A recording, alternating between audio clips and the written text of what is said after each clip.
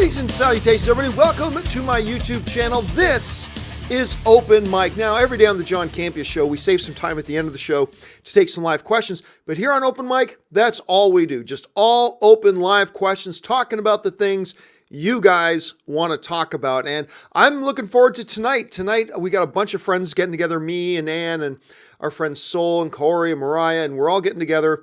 And we're all going to go out and watch Aquaman tonight. Of course, tonight, they're doing advanced screenings, 1 week advanced screenings of Aquaman. I've already seen it once.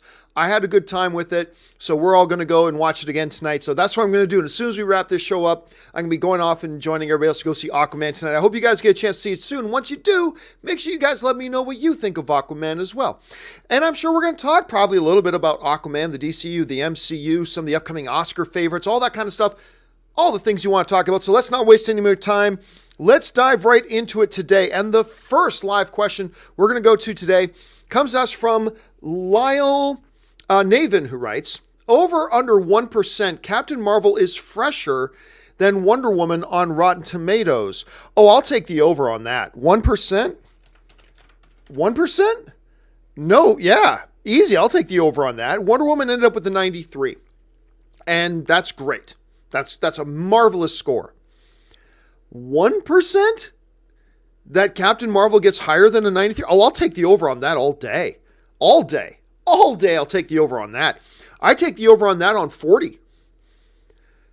I would take under 50, so I don't think it's likely, but if you put the line at like 39 or 40, I probably take the over on that. Under 50, but over that. So at 1%, oh God, yeah, I think you are drastically underestimating Marvel, my friend. You are drastically underestimating Marvel.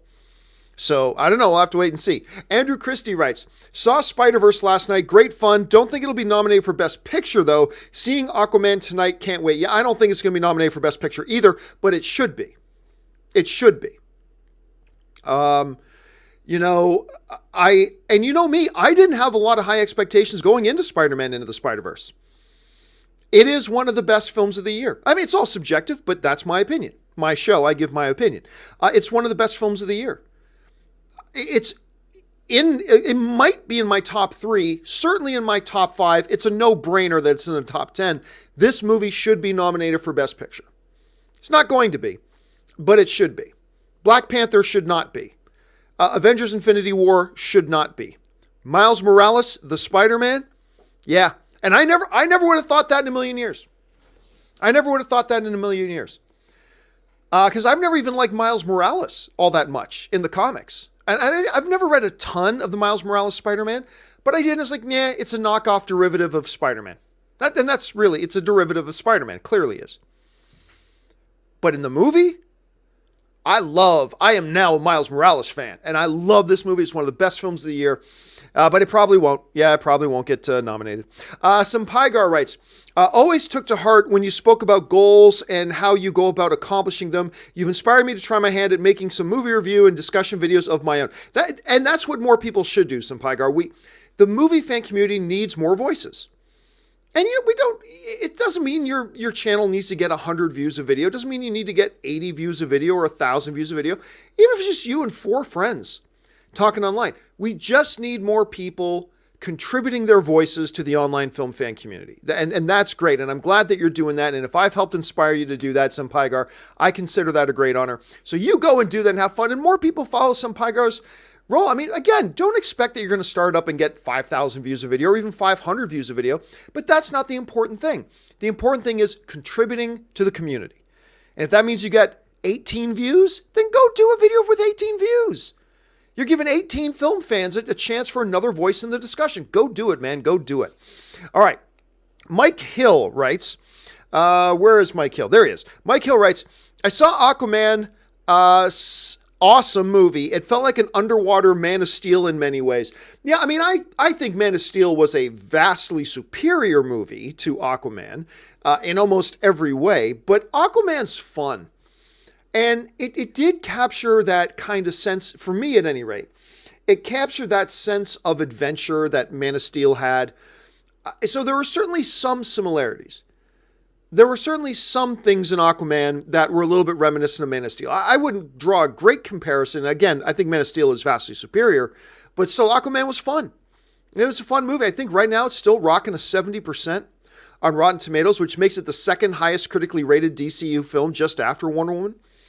Yeah, Aquaman is my third favorite DCU film. So number one is Man of Steel, obviously. Number two is Wonder Woman. Number three is Aquaman. So those are my three favorite DCU movies. Aquaman gets in there. I hope you have a good time with it. Let's see. Oh, you did see it, so I'm glad you liked it, Mike. Velvet Thunder writes, got to go to a Kimmel taping. That sounds... I've lived in Hollywood and around Hollywood for like 8-9 years now, and I've still never gone to a Kimmel taping. I totally should. Got to go to a Kimmel taping. Saw Farrell and John C. Reilly promote Holmes and Watson. Tons of fun. Still ain't seeing that movie, though. Yeah, I mean... And, first of all, you guys know I'm a big Will Ferrell fan, and I've loved the two movies, particularly Step Brothers, that John C. Reilly and Will Ferrell have done together. And I like Talladega Nights. I was looking forward to Holmes and Watson, but it looks bad to me. It looks bad. I'm not excited about it. I wish I was, but I'm not. My wife, Anne, on the other hand, she's insisting this movie's going to be good. And she's usually pretty good. She doesn't often give predictions like that, but she's usually got a good sense about these things. So, yeah, she's insisting she thinks it's going to be good. So I'm going to go see it. Anne and I are going to go see Holmes and Watson when we're in Canada. We'll probably go to one of the Cineplex theaters up there when we go. And so we'll go see it up there, and I'll let you guys know what I think about it once I do. Spencer Main writes, over under 30% Guardians 3 gets made. Oh, way over. I'll take the way over. I don't feel 100% certain that movie's getting made. Not at all. But at 30%, that's a way too drastically low number. I would probably set the line more like closer to 65%. 65%, maybe even 70% is where I would set that line. It's just a money-making machine for them. The Guardians of the Galaxy is a moneymaker for them. They're going to do it. There's a chance they won't. That's why I'm not going to put it at 90 or 95%, but 65, 70% I think is the better place for that line, so I'll take the way over on the 30. All right, Fred F. writes, after the Lego movie, Spider-Verse is the second time I'm blown away by Phil Lord's writing chops. The dude can make something great out of odd ideas. Yeah, I mean, look, he's not 100 for 100 by any stretch of the imagination. But yeah, they've done a good job. Now, a lot of people keep forgetting there are still a bunch of people who think Lord and Miller directed Spider-Man and the Spider-Verse. They did not. They didn't actually direct this one, which is fine, whatever. The movie was spectacular. And, it's better than the Lego movie. And you guys know how much I like the Lego movie. This movie is better than the Lego movie. I think this might be the best movie that Lord and Miller have ever been involved with. And you guys know how much I like 21 Jump Street. You guys know how much I like Cloudy with a Chance of Meatballs. You guys know how much I like the Lego movie. But I think this is the best movie that they've been involved with. They didn't direct this one, granted, yes, but they were still involved. And I think it might be the best movie they've ever been involved with. Spencer Main writes, what comes first, Gambit or Todd McFarlane's Spawn? Well, they're moving ahead with Todd McFarlane's Spawn. I mean, that's done. They've got their whole cast. They might have even started shooting. I'm not totally sure about that. But they got a bunch of their cast announced. Blumhouse is on board. They've got their production company. They've got their distribution. All their ducks are in a row. That movie's coming. Whether that's a good idea or not is a separate topic. But that Spawn movie, that movie's coming. The Gambit movie is very uncertain that that's ever going to happen. It's actually at the point now that it is unlikely that this Gambit movie is going to happen. If it's going to happen, it has to happen fast before this, before the Disney Fox thing gets finalized, in April, May, or June, somewhere around there. So there's still time. There is time that could get this into motion and get this thing made, but it's looking more and more unlikely, whereas the Todd McFarlane Spawn thing is almost a lock now. It's pretty much a certainty it's happening. So what comes first? Todd McFarlane's Spawn, I think. Okay, let's move on here. Who's next? Stubble McShave writes, Stan and Ollie have 93%, and The Mule has 64% on Rotten Tomatoes. Do you think this will change when more critics have watched them? I heard about The Mule, but I thought that might have changed already. I'm not sure about that. Where is it? The Mule, Clint Eastwood. Here we go.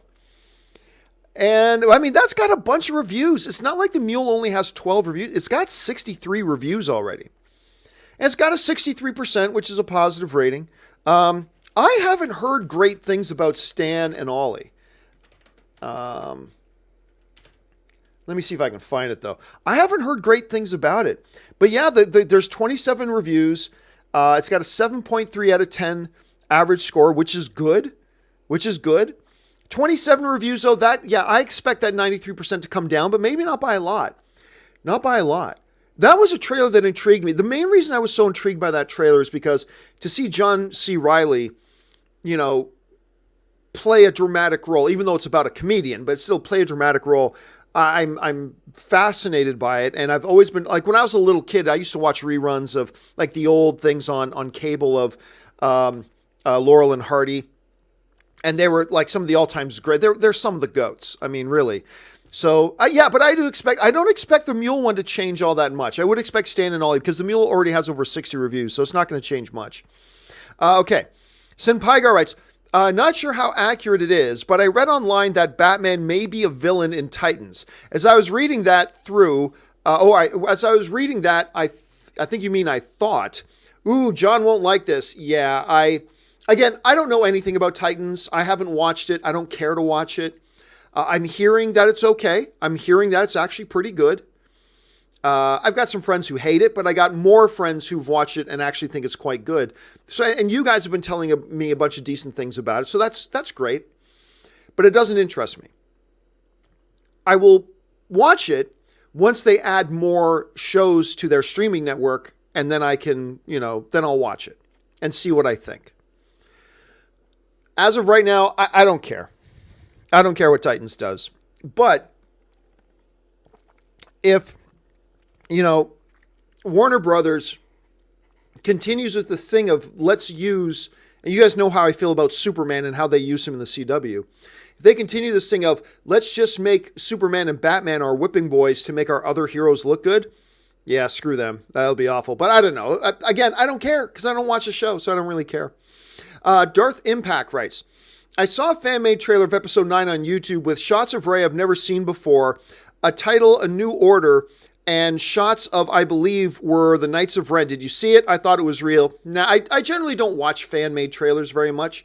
Every once in a while, I'll check out one that's supposed to be funny or something, but honestly, I don't watch a lot of fan-made trailers, so I haven't seen it and not all that interested in seeing it because I know it's not real. Senpaigar writes, I'll apologize to Lord Vader. Next shot, he's dead on the floor. Apology accepted, Captain Nita. Vader has great lines. And you know what? To this day, I'm not 100% convinced that he killed Nita. To this day, I am not 100% sure that he killed Nita. There's a part of me that thinks he might be alive. Because in that shot, after he says, apology accepted, Captain Nita, and he waves the stormtroopers go in and pick him up. And it almost looked like there's a little bit of voluntary movement. Yeah, they're dragging his feet, but there looks like there's some voluntary movement. I'm not sure. All I'm saying, it's most likely that he killed him. I'm just saying I'm not 100% positive about that. Okay, Pool of Dead writes, seeing so many people saying that there's an anti-DC bias on Rotten Tomato after Aquaman when the movie has over 70%, morons. P.S. becoming a Patreon supporter. So, well, thanks so much, Pool of Dead. I appreciate that. And yeah, actually, I was thinking earlier today, I'm going to make an image later today about that whole thing. There's an anti-DC bias. Wonder Woman's 93%. There's an anti-DC bias. Aquaman's got a 70%. So yeah, I mean, there is no anti-DC bias. There has never been an anti-DC bias. Now, don't get me wrong. Amongst the corporate Marvel zombie slaves, there is obviously anti-DC bias. Amongst the corporate zombie DC, slaves, there's an anti-Marvel bias. But amongst the critics, there is no bias. Critics just want to see a good movie. They don't care. If it's good, they're going to say it's good. If they think it's bad, they're going to say it's bad. They don't care what corporate label's on it. They just don't care. So when DC puts out a bad movie, I like Suicide Squad, but it was a hot mess of a movie, and a lot of people didn't like it. When they see a movie they don't like Suicide Squad, they give it a negative review. That's not bias. That's just watching the movie, deciding that it wasn't very good, and saying it wasn't very good. That's all it is. Then they go see Wonder Woman. They think it is really good, so they say it's really good. They go see Aquaman. They think this is good, so they say this is good. There's no bias. It just is what it is. And, Bias is the war cry of the crybaby who, when critics say things that they don't like, they say bias as an excuse. That critic didn't like a movie I like. Bias! Because they don't want to deal with the fact that other people don't like the same movie they like. There is no anti-DC bias. Are you going to find, in the world of film critics, are you going to find a handful of critics that have a bias against Ryan Reynolds? Sure. Out of the hundreds and hundreds and hundreds and hundreds of film critics, are you going to find a small handful that maybe do? Yeah, you probably will. That's human nature. Are you going to find a small handful of critics that maybe have an anti-George Clooney bias? Sure. Are you going to find a handful of film critics that maybe have an anti-Clint Eastwood bias? Sure. Are you going to find a handful of critics that have an anti-superhero movie bias? Sure. And specifically, are you going to find a couple that have an anti-DC bias? Sure. Same as everything. But there's no... It's such an insignificant number that it's not even worth mentioning. It's not even worth talking about. So no, there is no anti-DC I keep wanting to say virus. There is no anti-DC bias. There are simply movies that critics think are good and movies that critics think aren't good. You put out the ones that are good, like Wonder Woman and Aquaman, critics will say they're good. It's not rocket science. You want critics to say your movie's good? Make a good movie. Woo! It's not rocket science. And that's generally what happens. All right. Let's see here. KW Garrett writes, the plot of Supergirl finale has leaked online. I haven't heard it. Superman struggles to overcome bedwetting and a fear of heights. That's good. Meanwhile, Supergirl saves 3 major cities. There. And I got no problem with them having Supergirl save 3 major cities. It's just that they feel the need to crap all over Superman in order to make Supergirl look good. That's one of I mentioned this in talking about Spider-Man Into the Spider-Verse. You see, Spider-Man Into the Spider-Verse, they want us to get to know, to be introduced to, and to like Miles Morales. Great. But you know what they knew they didn't have to do? The people who made Spider-Man Into the Spider-Verse realized, you know what, to make Miles look good, we don't have to make Peter look like an idiot. We don't need to make Peter look like a moron to make Miles look good. So you watch Spider-Man Into the Spider-Verse, Peter is still King Spider-Man. I mean, he's still the head. He's still the major Spider-Man. Peter Parker is the Spider-Man. But they didn't have to crap on him to elevate and lift up and highlight Miles Morales. There are other ways you can elevate, lift up, and highlight Miles Morales, and that's what they did. So well that by the end of the film, me, who's never liked Miles Morales, were like, I'm now a Miles Morales fan. And they didn't have to crap on Peter Parker to do it. And it was great. But for some reason, the Supergirl show feels like they need to crap on the greatest superhero of all time. The granddaddy of all superheroes. And that just makes me sick to my stomach. It makes me sick to my stomach. And if they do the same thing in this Titan show, and I don't know if that's the case, but if they do the same thing in this Titan show with Batman, the other granddaddy, the other goat, just to put over frickin' their Robin character or their Beast Boy character or their whatever the name of the other characters are, screw them. That'll make me sick to my stomach too. But I don't care. So anyway, yeah, Superman has to overcome bedwetting and a fear of heights. Very good. All right. Jared's Reviews writes, have you seen Think Like a Man? It's surprisingly good. The second one, not so much. Also about to see Aquaman tonight. Hope I have fun with it. Yes, I have seen Think Like a Man, and I actually did think it was pretty good. You know what? Time out for a second. Let me make sure I'm thinking of the right movie. Because sometimes I think I'm talking about the right movie, and as it turns out, I'm not. And yes, this is the one. And yes, it is pretty good. And you know what? I like the second one too. The second one when they go to Vegas, I like that one too. I like them both. I think they're both funny. Neither of them are fantastic. Neither of them are films I'm going to talk with my buddies for years to come about. Nothing like that. But they're good. They're entertaining. They're light. And I keep forgetting Damani's last name, but Damani, he's the bald guy, and he was in 40-Year-Old Virgin. He's one who goes, you put the pussy up on a pedestal, like Pussalaya. Like, he's the guy who said that. I think that dude is hilarious. And he's been in a couple of small things here and there, but I always like it when he's on screen. And these are a couple of movies that he's in as well. So I like that dude. All right, let's see. Patrick Conway writes, saw Black Widow has the MI Fallout cinematographer. I did not notice that. Well, I mean, the film hasn't even officially been greenlit yet. So I find it odd that they've got a cinematographer. Usually, because you can attach a director and you can attach writers and you can attach cast. It's not unheard of, but it's not usual that you hear about cinematographers and things like that being attached before a movie's even officially greenlit. And as far as I know right now, Black Widow, while we all know it's coming, as of right now, I'm not really sure Black Widow's officially greenlit. So that's interesting. That's interesting to hear that. Snake Jerusalem writes, best year for superhero movies, 2017 or 2018? I don't know that it's either, but if you're just saying out of those two, let me bring up a list here just so I can know what we're talking about. Okay. So in 2017, the real standout was Logan. Thor Ragnarok was fantastic. Guardians of the Galaxy 2 was good. I liked Guardians of the Galaxy 2, but it was not as good as the first Guardians of the Galaxy. Batman 3 might have been the second best superhero movie of the year. Like, after Logan, it might have been Batman 3. But you had a couple of good ones. You had Spider-Man Homecoming. That was really great. Thor Ragnarok was great. Logan, king of them all. Wonder Woman. I mean, that was really great too. This year, 2018, we've had Avengers Infinity War. We've had Deadpool 2. We've had Black Panther. We've had Ant-Man and the Wasp. We've got Aquaman, and we got Spider-Man Into the Spider-Verse. You know what?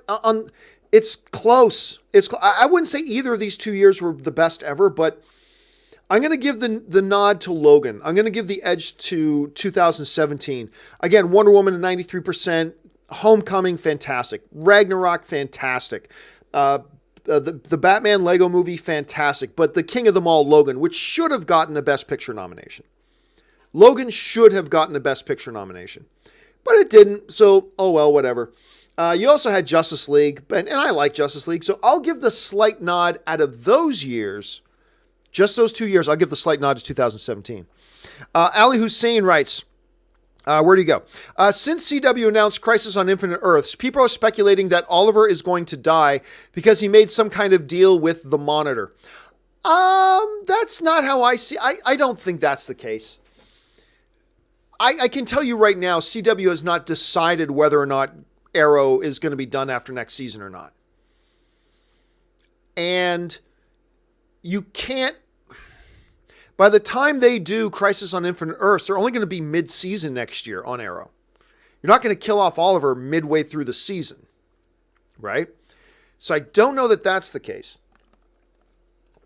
I think there was something done, but I don't think that's it. So, and if they do kill Oliver, it'll be a fake death that lasts about one episode.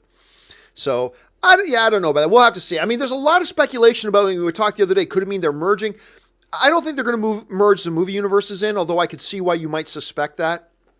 But I think at the bare minimum, they're going to get rid of all these alternate Earths, which is great because it's getting a little bit out of hand. Bring it back to one Earth, one set of characters, one set of stories. So it's going to be interesting to see how they handle that. CK Gould writes, John, I want a Penny Parker and Gwen Stacy films from Into the Spider-Verse. Oh, I don't.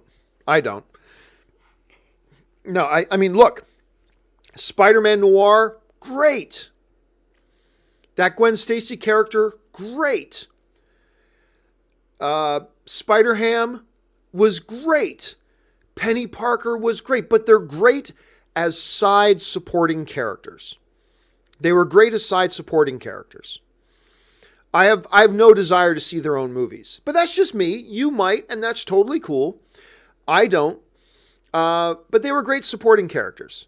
I especially, look, if you said I had to take one though, if I had to go see either a Gwen Stacy, who referred to herself as Spider-Woman in the movie, not Spider-Gwen, But if I had a choice between either a Gwen Stacy movie or a Penny Parker movie, I'll go to the Gwen Stacy movie. Actually, if I had to choose out of any of them, Spider-Ham, Spider-Man Noir, Penny Parker, Gwen Stacy. Well, who am I kidding? I want to see the Spider-Ham, Peter Porker, the Amazing Spider-Ham. That's the one I probably want to see. But right after Spider-Ham, out of Spider-Man Noir, Penny Parker, or Gwen Stacy, the next one up would probably be Gwen Stacy for me. But honestly, I'm perfectly fine not having a universe with either of them. And they're from, not only from the different universes, they're from different time periods as well. So, yeah, that's kind of how I feel about it. All right, Simpaigar writes. Oops, where'd Simpaigar go? La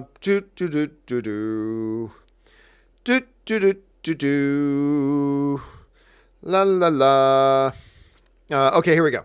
Senpaigar writes, in no order, some of my most rewatchable movies, Avengers, Infinity War, The Force Awakens, Jaws, Lord of the Rings, and Catwoman. Just kidding on the last one. Yeah, I mean, Lord of the Rings is so infinitely rewatchable.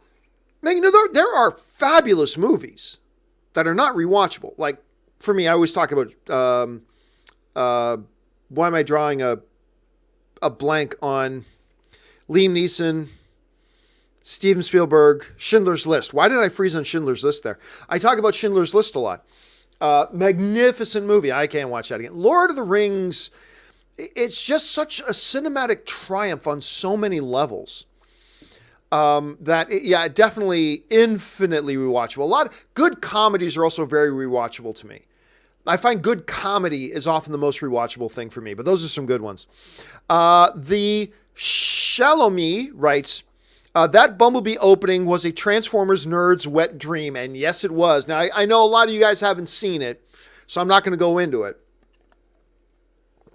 But first, just Bumblebee's great. Bumblebee is great. I'm sure it's not still sitting at like 95%. But where is Bumblebee sitting right now? It is sitting at, I take that back. It's sitting at 98%. It's sitting at 98%. Good grief. It's a great movie, folks. It's a great movie. I'm not going to say it's top 5 of the year, but it's a great movie. And how many years has it been since I've been able to say a Transformers movie was really good? It's been forever, folks. That's how long. That's the scientific term, forever. It has been forever since I've been able to say that. And yet I'm able to say it now. And yes, the opening was great. Sebastian writes, you heard of RunPee app for ideal movie P times? Yes, RunPee's actually been around for a while. You know, it's not the only one. There's this app. There are a couple of them, but RunPee is one that when you're going into a movie, and hey, sometimes you just got to go, man. RunPee is an app that will tell you the best times to go. Like where if you step out for 2 minutes, this is when you'll miss the least. You know, and they'll tell you a time at 1 hour, 3 minutes is a good time to go.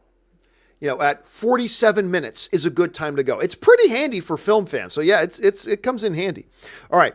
Rodney Hurd writes, I hope you are well, John. I am doing well, Rodney. Thanks for asking. Me and the missus are going to go see Aquaman tonight. Me and my missus and a few of our friends, we're going to go see Aquaman tonight as well. I'm very excited about it. I think Bumblebee is a little bit better. But that's no knock on Aquaman because Bumblebee is really great. But these are two wonderfully fun films. Bumblebee's a little bit better, but I think you're going to have a good time with it. Ali Hussein writes, correct me if I am wrong. The announced Crisis on Infinite Earths is coming fall 2019, right? And you can't not do huge story arc like that with only 3 to 4 episodes. CW crossover mostly in the winter. You could totally do it in 3 to 4 episodes. Why not? Why not? If you can do Infinity War in one movie, you can do a Crisis on Infinite Earths in 3 hours. Why not? You absolutely can. But look, remember, it's not going to be the exact same as the comic books, right? It's not. It's going to be their version of Crisis on Infinite Earths. And can you do that in 3 or 4 episodes? Absolutely you can. What I'm going to be curious to see is if next year they loop in Black Lightning.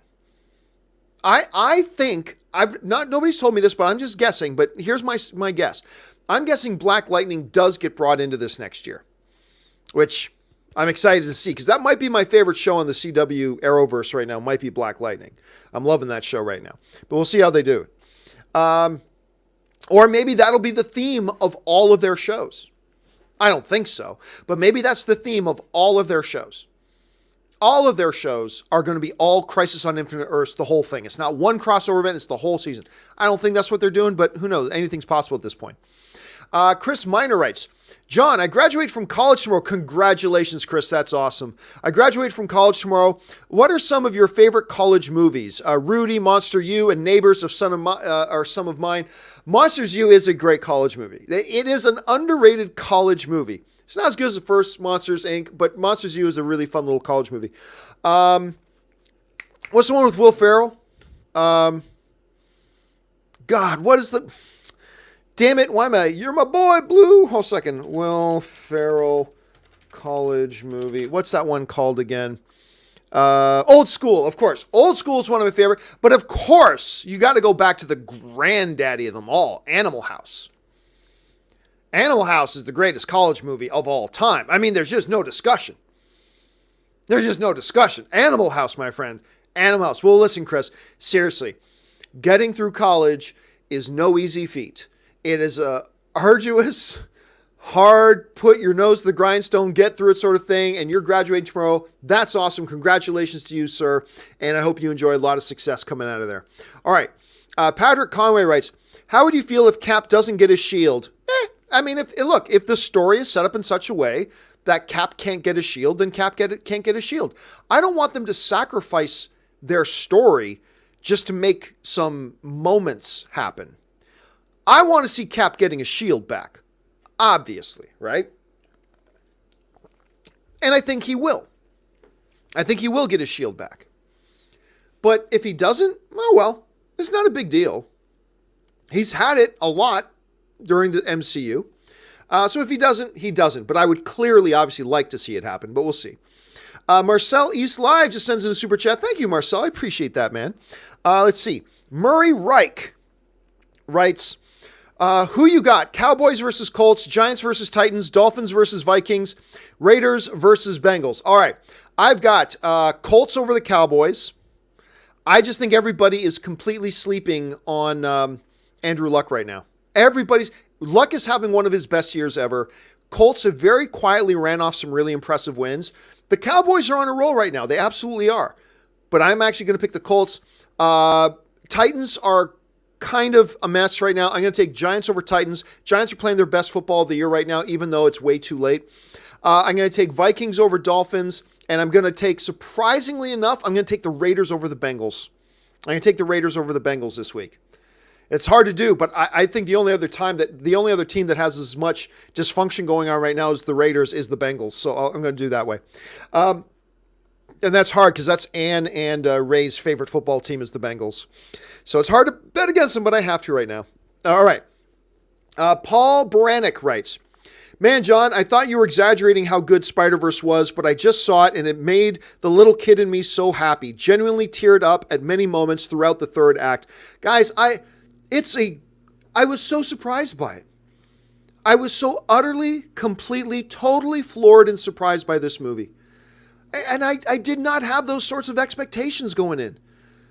And it's so wonderful when you can go, it's always great when you see a great movie. I particularly like it when a great movie surprises me. Spider-Man Into the Spider-Verse is that.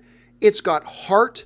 It's got character. This is a movie built around characters. Not, you think, comic book superhero movie, boosh, bam, explosion. And that's fun. That's great. You can do that and make a good, fun movie. But they decided, no, this movie isn't going to be about the action. Although there's action, this movie is about the story of a kid. And something unusual and challenging that happens to him and how he deals with it within his family dynamic, within his social dynamic, and within his personal dynamic. And that's how they approach it. They didn't try to make a good Spider-Man movie. They didn't try to make a good superhero movie. They didn't try to make a good animated movie. You can tell right from step one, they said, let's make a good movie.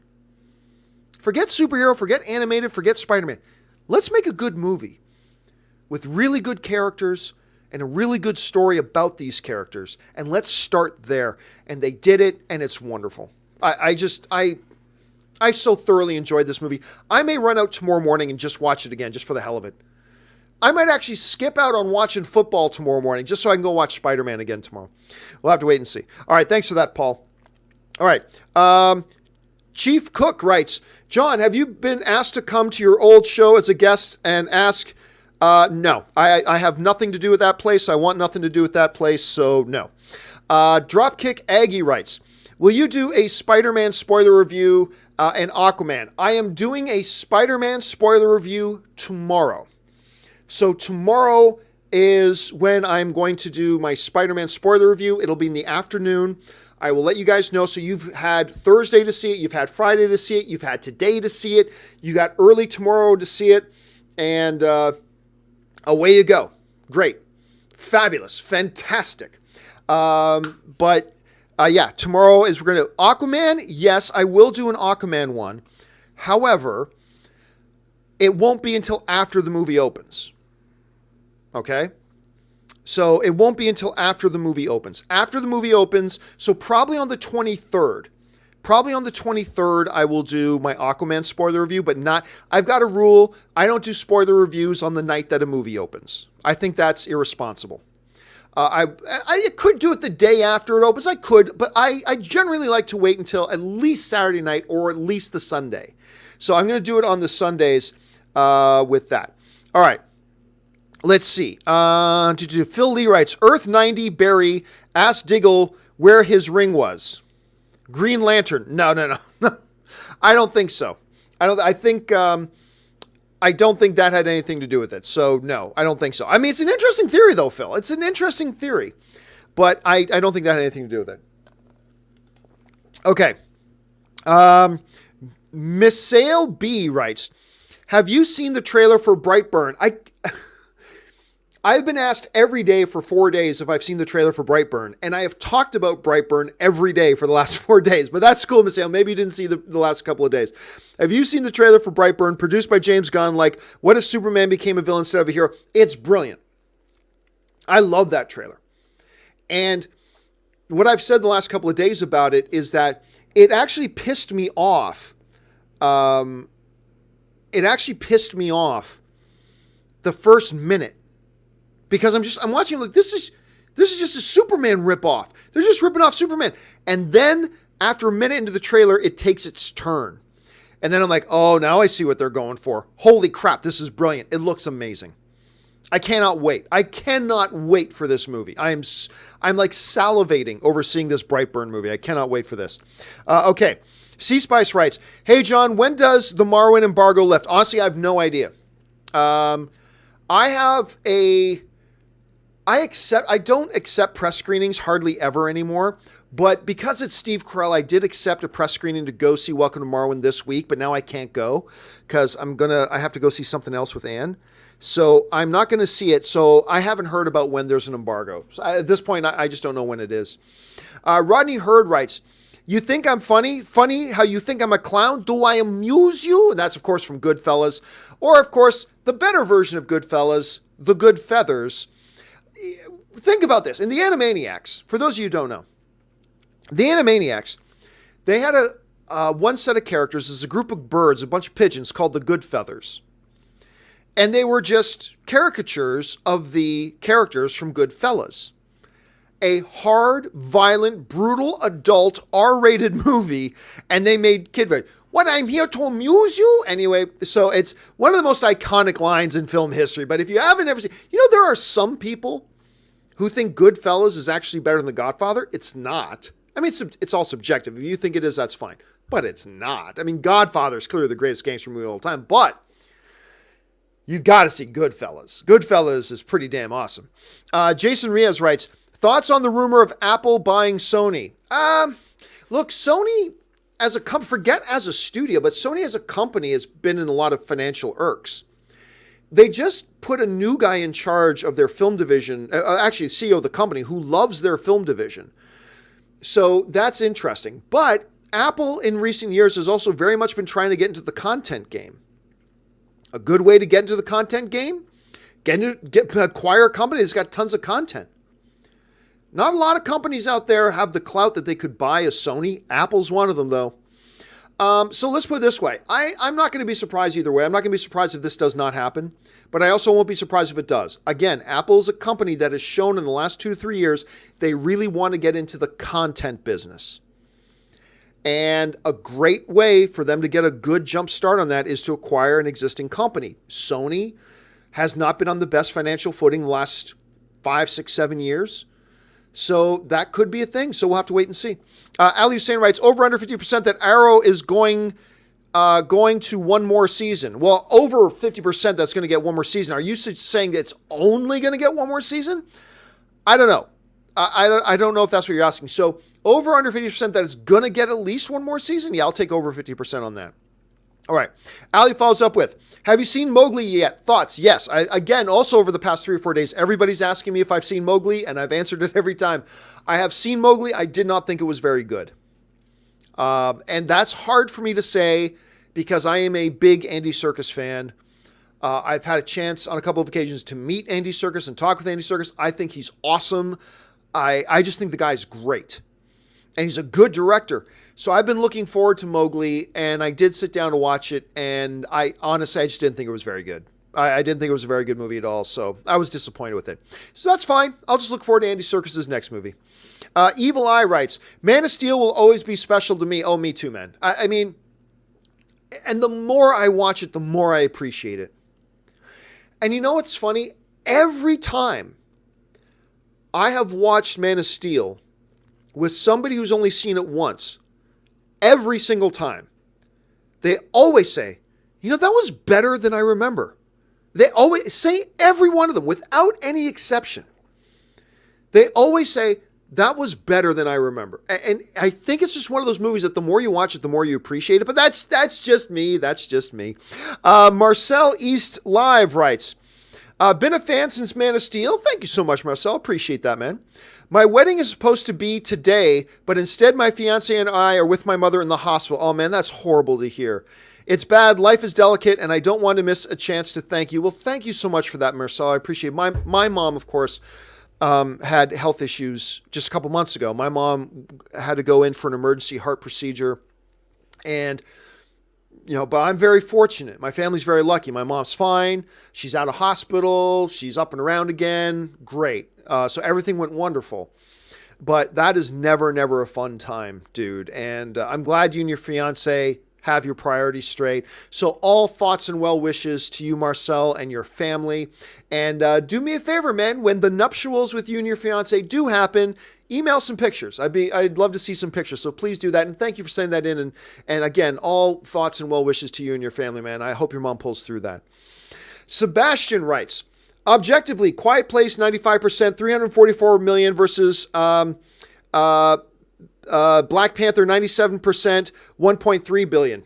None of that means anything. None of that means anything. There are Transformers movies that made more money than that. If you're trying to suggest that one means one is better than the other, that's just nonsense. Almost every Transformers movie ever made more money than Schindler's List. So there's nothing, none of that means anything. The 95, 97, that's basically the same. How much is made at the box office? Box office is not an indication of quality. If that was the case, then everybody would have to acknowledge that, Venom is one of the greatest comic book movies of all time. You'd have to say Venom's a better movie than Logan. It is not. Clearly. But, none of that means anything, Sebastian. PJ Barnes writes, now that you've seen Spider-Verse, how about that Teen Titans movie? I still don't really have it. Look, I just got too many things to do with my time. I'm not all that interested in seeing the Teen Titans movie, especially since there's no point in seeing it now. It's already done. It's out of theaters. It's gone. So, someday when it's a Thursday night and I got nothing else to do, maybe me and Ann will bring it up on Google Play or something and watch it, but I don't really feel the need to watch it much anymore. Marcel East Live writes, oops, sorry to change the mood, rant about midichlorians or something. No, Marcel, that is fine. That's one of the great things about the film fan community, man, is that we get to be here and every once in a while say, Talk about the hard stuff that's going on, because then we can talk about the light stuff and we can talk about things and we can provide an oasis for you in the middle of all that. Never apologize for sharing that, man. Not at all. That's great. And I'm glad that you did. And I'm glad the film fan community, me being part of it and everybody else here as well, can be a part to just give you a few minutes of happiness, enjoy, talk, and a little bit of a distraction as well. So then you can go back refreshed, renewed, mind in a little bit of a better place to go back and deal with the other issues going on in your life. So that's great. No need to apologize, my friend. All right. Hayden Burke writes, in Australia, our streaming service, Stan, just signed a major deal with Disney, and we get an equivalent of Disney Plus in terms of content. I doubt we'll be getting Plus now. Well, yeah, see, that's the thing. Disney Plus is not going to be in many countries. I think it's only launching in the US. But that's not unlike something like a CBS All Access. CBS All Access, I think, is only in the United States. So what they do is they license their CBS All Access content in other countries on other networks. Oftentimes it's Netflix, or in the case of Australia, you have another service called Stan. So Disney Plus wants people in Australia to see their stuff, but they don't have Disney Plus, so they'll put their Disney Plus original stuff on Stan. So in the US, if you want to watch Star Trek Discovery, you got to have CBS All Access. But in a lot of countries where they don't have CBS All Access, CBS All Access allows Netflix. Like I think if you live in Germany, you can watch Star Trek Discovery on Netflix. If you live in Canada, you can watch Star Trek Discovery on Netflix. It sounds like in Australia, where you're going to get your Disney Plus stuff is on Stan. So good on you. And now you don't have to buy another service just to watch those shows. That's great. Troika S writes, just saw Spider-Man, wonderful and visually stunning. So, you know what? I still don't know that I love the animation style. I'm still not 100% on board with the animation style in Spider-Man and the Spider-Verse. But you know what? I just put that aside because the story's so good and it's so well written and it's so well executed that even though I didn't totally love the visual style, I still enjoyed it immensely. ZCM writes, what would you rather have? Orson Welles playing Kingpin or Thanos? Ooh,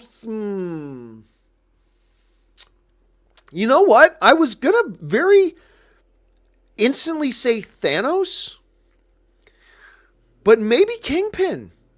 I mean, Orson Welles in his prime.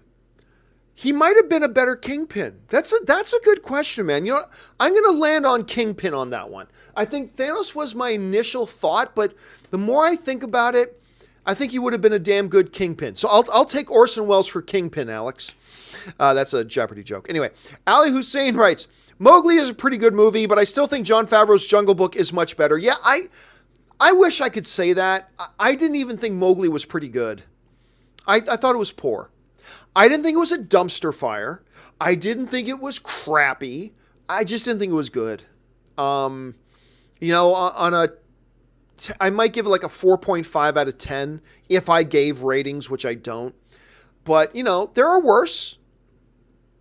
But it's still not good. I won't be watching it again. I was disappointed. Again, I had high hopes for it. I love the filmmaker involved, all that kind of stuff, but I just didn't think it was that good. But I'm glad you enjoyed it, man. I'm glad you had a good time with it.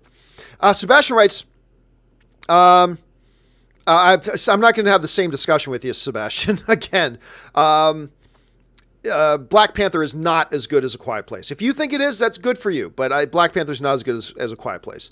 Let's see. Damn, where do we go here? Okay. Raymond Verrata writes, Miles in the Ultimate Universe. If you read the Ultimates, their version of the Avengers, they are badass. Black Nick Fury is from Ultimates. Yeah, there's a lot of different stuff, but never try to directly equate what happens in the comics with what goes on in the movies. They're not. There is a massive disconnect between them. So never try to equate that sort of thing. But a lot of very cool things that we've gotten in our comic book movies do come directly out of the Ultimate Universe. A lot of very cool stuff that we've gotten over the years. Luna Comics writes, in Elseworlds, when the world was slowed down, Superman was moving in slow motion. Oliver was moving in normal motion. Now Superman is slower than Green Arrow. Well, I mean, everybody was moving in slow motion. I'll be honest with you. Right now, I still don't even understand what the whole point of that was. I still don't understand what the point of that whole slow down time thing. I don't get what it did. Because yes, it slowed down time for the Doctor, but it slowed down time for everybody. So maybe I just have to go back and watch that episode again. But I remember watching going, I don't get what that was even for, but oh well, let's just move on. You know, that was kind of my thing. So I'll have to go back and check that out again. Patrick Conway writes, 2014 is the best year for superhero movies. Well, let's just check that out for a second. 2014 superhero movies. Oh, yeah, that's when Captain America, Winter Soldier came out, X-Men Days of Future Past, the first Guardians of the Galaxy, Big Hero 6. That was a good year. That was a very, very good year. Unfortunately, it also had The Amazing Spider-Man 2. That's too bad. But yeah, Big Hero 6. I think 2 of the top 10 greatest comic book movies of all time came out that year. X-Men Days of Future Past and Captain America, The Winter Soldier. Birdman's not a comic book movie. It was a good year. I don't know that I would say 2014, but it's hard to say anything against it because that's a very good year. Raymond Vrada writes, Keanu's in Toy Story 4 as a John Wick hot toy? I don't know. I mean, I heard he was in it. I heard Keanu Reeves was going to be a voice in Toy Story 4.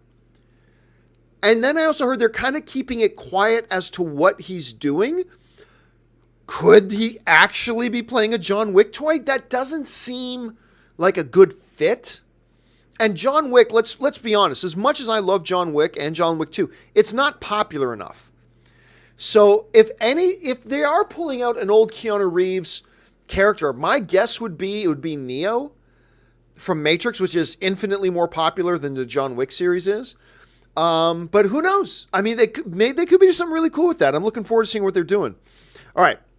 Luna Comics writes, I love it when you kiss your middle finger before you give him. That's just an affectionate F-U. I don't know where I picked that up. I honestly have no idea where I picked that up, but it's something I do. My wife doesn't like it when I do that. I should probably try to stop, but thank you, Luna, for backing me up on that. I appreciate it. Kevin Campbell writes, just wondering if you've heard anything about Christopher Nolan's next movie. Nothing. I've heard nothing. And we're getting on there. Now, I understand Dunkirk was a very difficult shoot for him. It was a very, very difficult movie to shoot, and with great results. Dunkirk was amazing. So maybe you wanted to just take a break for a while. Maybe you wanted to take a breath. I don't know. But no, as of this point, I'm just like everybody else in the world, just waiting to find out what Christopher Nolan's next movie is going to be. I don't know off the top of my head, unfortunately.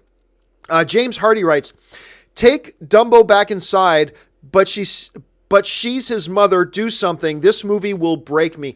Look, I'll tell you what. I'm not a big Tim Burton fan at all. And Dumbo seems like one of the more odd choices to remake. But those trailers have floored me. The last trailer in particular floored me. It seems to have some real heart. And again, I am not a Tim Burton fan. But I gotta tell you what, I cannot wait to see this Dumbo movie.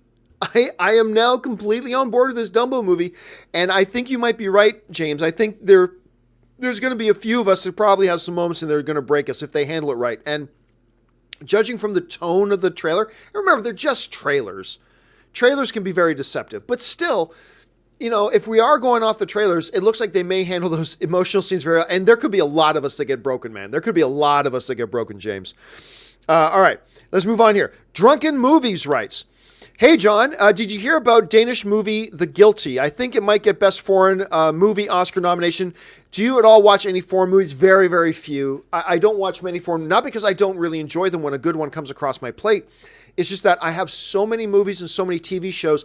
I'm like infinitely behind on a ton of stuff. I mean, maybe my favorite show on television right now is The Marvelous Mrs. Maisel, and I haven't even started season 2 yet.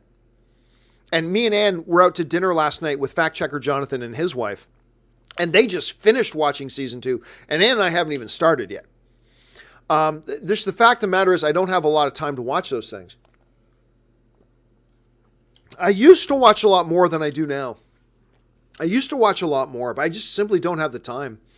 And then the other unfortunate reality is, the nature of the YouTube business is that if I did see The Guilty, would I want to take out a couple of hours to make a video talking about The Guilty when almost nobody else has seen it and that video is not going to get a lot of views? It's this constant struggle I'm constantly having, right? About how do I allot my time? How do I manage my time? Because my time is the most important resource that I have. And I got to make sure users say, so no, I haven't heard about The Guilty, but it sounds great. And maybe if I get the opportunity, now that you've put it on my radar, Drunken Movies, I may have to check it out if it comes across my plate. Let's see. Sebastian writes, Aquaman will beat Venom. The only X factor is Slate. I do not believe that. I do not believe Aquaman is going to make $800 million. I'll be thrilled if it does. Absolutely thrilled if it does. But I just don't see Aquaman making $800 million. It's not. I don't think it's even going to come close to that, and that's fine. It doesn't need to. It doesn't need to. Aquaman just needs to make like 450 to 500 million. If Aquaman can make 450 to 500 million, that's a big win for Warner Brothers. That's a big win. It doesn't need to make 700 million. It doesn't need to make 800 million. Just get in that 450 to 500 million range, and that's a win. I don't see it going much above that, though. Unfortunately, it's just not getting enough positive reviews to generate huge word of mouth. It's not going to have a really big opening weekend. And it's going to have a good opening weekend, but it's not going to have like a mind-blowing opening weekend. And I just don't know if it's going to have the legs, but we'll have to wait and see. I mean, it would be great if it did, though. I would love to see Aquaman make 800 million. I just don't think it's going to happen. Phil Lee writes, over under 30% Winchesters in Crisis crossover. Hey, don't laugh. There's been a lot of whispers. I mean, and, the cast from Supernatural and Stephen Amell, they're all like best friends. And they have constantly talked openly about looking at doing a Arrow and Supernatural crossover. I think it would be marvelous. So, as crazy as that sounds, it is within the realm of possibility. However, I think the 30% mark is still a little bit high, so I'm going to take the under on 30, but it's not impossible. There is a reality within the multiverse that we could see Sam and Dean Winchester from Supernatural crossover in there, which would be amazing if it did. It's unlikely, but I think it's possible. All right. Santez Henderson writes, so glad Into the Spider-Verse has people seeing Miles' awesomeness. He's a great character who deserves as much recognition as Peter. No, he does not. Peter Parker is the granddaddy, he is Spider-Man. Peter Parker is Spider-Man. The Miles Morales, Gwen Stacy, all these other they're just derivative characters. And they are. I mean, that's not meant as an insult, but they are, by definition, they are derivative characters. He does not deserve as much recognition as Peter Parker, the original, the true Spider-Man. But I will tell you what, Santez, I never even liked Miles Morales that much in the comics. To the point that I kind of gave up on reading him pretty early. But I like him now. The way they handle him in this movie is great now. Peter is still the King Spider-Man. But Miles Morales, I'm down for watching more Miles Morales. I am. And I never would have said that before, but now I'm all on board. I still would not say he's as good of a character as Peter Parker. He's not. Peter Parker is the original, the true, the one and the only true Spider-Man. But, man, I've got a totally different outlook on Miles Morales now than I did before, and this movie has everything to do with that. They did a great job with him. They really did. Santez writes, by the way, Into the Spider-Verse has run right into my top 3 movies of the year. Can't believe how amazing it is. Yeah, I believe it is also in my top 3 as well. Now, don't hold me to that. I need to see it again. I need to marinate on it. When I put my top 10 list together, don't die of shock if it's not in my top 3. But as of right now, I kind of think it may be in my top 3 as well, Santez. So you and me both might be in that same boat. Chief Cook writes, where Chief Cook goes. All right. Chief Cook says, John, should Green Lantern be in the Arrow universe? I don't think so. I don't think Green Lantern fits there. I'm looking forward to seeing the Green Lantern stuff, whether it's Hal Jordan or Kyle Rayner or John Stewart or Guy Gardner or whatever. I'm looking forward to seeing Green Lantern back on the big screen. I don't know that Green Lantern fits in the Arrowverse. It's a little, I don't know. I mean, I guess you can make the argument if you can have Superman and Supergirl, why not a Green Lantern? Okay, but I don't know. It's just my first sense is that Green Lantern doesn't fit that well in there. So I'm going to guess no, but who knows? Anything's possible, man. Ali Hussein says, how about a Bumblebee spoiler review? Yeah, we'll probably do that. But again, that will have to wait until after the movie's released. And then we'll talk about it then. But yeah, I think we'll probably do a Bumblebee spoiler because the movie's great. Look, I get it. There's a lot of you that don't even want to see it because the Transformers suck. The Transformers suck. So I'm not going to blame any of you if you feel like you don't want to see it. That's fine. But I'm telling you, this movie redeems a lot. It really does. And I think you're going to have a good time if you go see it. Let's see here. Boromant writes, over under 20%, Captain America returns to the 40s. I mean, look, the MCU's done crazier things. But I'll take the under on that because that completely changes everything in their timelines. Which, I mean, is not impossible that they might do. So, 20% is not a bad line. I'll still take the under on it, though. I'll still take the under on that. Let's see. Sebastian writes, Aquaman is at 179 million and isn't wide release tonight. Well, no, you're misunderstanding the way that works, Sebastian. It is in wide release. Remember, wide release is not talking about how many countries. Wide release is whether it's in a lot of theaters where you are. Aquaman is in wide release in a lot of countries. It's just not been in wide release in North America yet. And yeah, it's made like over 160 million internationally so far, and that's great. That's solid. I really think Aquaman's probably going to come in around 180 to 200 million total in North America. Hopefully it's higher than that. And that international will grow to about 300 million. And I think Aquaman's going to come into the 450, 500, maybe even 550 range. But yeah, it is in wide release. It's just not in wide release in North America. In all the other countries that's already opened and it's in wide release. So you're misinterpreting how that works a little bit there, but that's okay. Marie Seifring writes, just saw Spider-Verse. Great story. Loved it. I'm glad you liked it, Marie. I had such a great time with it. And I'm one of the guys who poo-pooed it when they first announced it. And I first saw the first trailer. I'm like, this doesn't even look that good, guys. You got me on board. Okay, last three questions. So guys, please don't send in any more questions. These are the last three questions I'm going to take for the day. Alex Von Gollum writes, hey, John, greetings from the CN Tower City. That's from the T.O.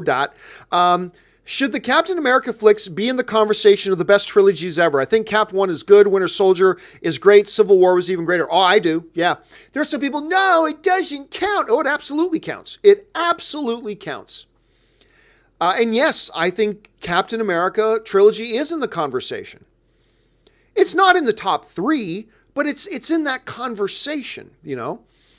Obviously, Star Wars trilogy higher than it. Obviously, Lord of the Rings higher than it. To me, Toy Story, the Toy Story trilogy is above it. But then you get into those 4 and 5 spots. You got the Godfather trilogy. 2 of the films won Best Picture. The third one, not so great, but even it was nominated for Best Picture. So you got to figure the Godfather's going to be in the top 5. So is there room for a Captain America? I would say yes. I think Captain America slides in that number 5 spot of greatest trilogies of all time. So yeah, anyway, I'll go with that. Let's see here. Josh Crichton writes, which 1984 movie are you looking forward to celebrate its 35th anniversary next year? I don't know. I'd have to sit down and look at. Sorry, Josh. I would actually have to have a list of 1984 movies in front of me to really evaluate that. So I can't say off the top of my head. I'm not like Scott Mance who has all movie dates. I'm not good at movie dates. I couldn't tell you right now off the top of my head what movies are 1984 movies. So I would have to look up a full list and come to something like that. So sorry about that, Josh. Victor Watson writes, A Quiet Place is still my number 1 movie for 2018. Me too. As of right now, Quiet Place is still the best movie of the year. For me right now. And I'm the only person I know who was not impressed with Roma. I'll be that guy. Every great movie has that one guy. I'll be that one guy for Roma. I'll be honest with you, I was bored by it, but whatever, that's just me. Everybody else is calling it the greatest movie they've ever seen. That's fine. All films subjective. To me, I was kind of bored by it. Let's see. Sebastian writes, I should have mentioned I have not seen A Quiet Place yet. Well, by all means, Sebastian, see A Quiet Place. I think you're going to have a good time. You may not like it as much as I do. I mean, just film subjective. You may not like it as much as I do. Not at all. But I think you're going to like it. I think you'll have a good time when you watch it, Sebastian. Okay, final question of the day. Marie Seifring writes, have subscription services like A-List increased audience attendance? I don't know. That's a good question. I don't know. I know I certainly have friends who have A-List who have started going to the movies more. I know back in the day when Movie Pass was still a good thing, there were people going to the movies more. So, overall, I'm not sure how much of an impact it's had, to be honest with you. I don't know how much of an impact it's had. I'm sure sometime in the next month to a year to 2 years, they'll have some big longer-term studies that they'll put out that show things like that. I'm going to guess yes. I'm going to guess yes. And go with that. Okay, Maria, I said that was the last question, but you snuck in one more, so I'll take this last one just because it's you. All right, if so, how has the average ticket price calculation affected box office? Any industry analysis like this? Well, with A-List, it's different from movie to movie. With A-List, when you buy a movie ticket with A-List, AMC counts that as a $9 movie ticket purchase.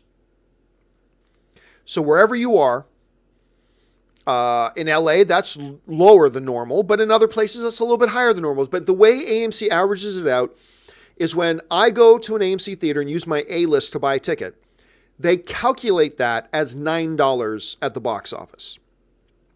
And they calculate it and do their money division that way and send money off to the studios and blah, blah, blah. So that's how they equate it. I believe the exact number is $8.99. Or somewhere in that neighborhood, you know. So that's how they calculate it. So that's, to the best of my knowledge, that's how it works at this point. All right, guys. That will do it for today's installment of Open Mic. Thanks for being here. Don't forget, guys, tomorrow we're going to do a big live open discussion on a spoiler review for Spider-Man Into the Spider-Verse. Please come back and join me if you've had a chance to see the movie. And early this week, I don't know if it's going to be Tuesday or Wednesday, but we're going to be doing a full open Avengers 4 theories discussion.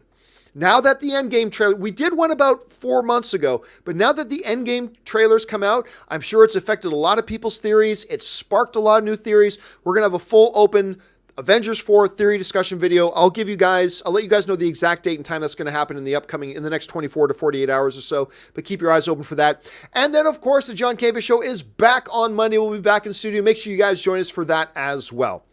Guys, thank you for spending part of your weekend here with me. I've had a lot of fun doing this. I'm going to go off and watch Aquaman again now because I had a lot of fun with it, and I can't wait to see it again, and I can't wait to see you guys again. That'll do it for me, guys. Thanks a lot for joining me. My name's John Campea, and until the next video, bye-bye.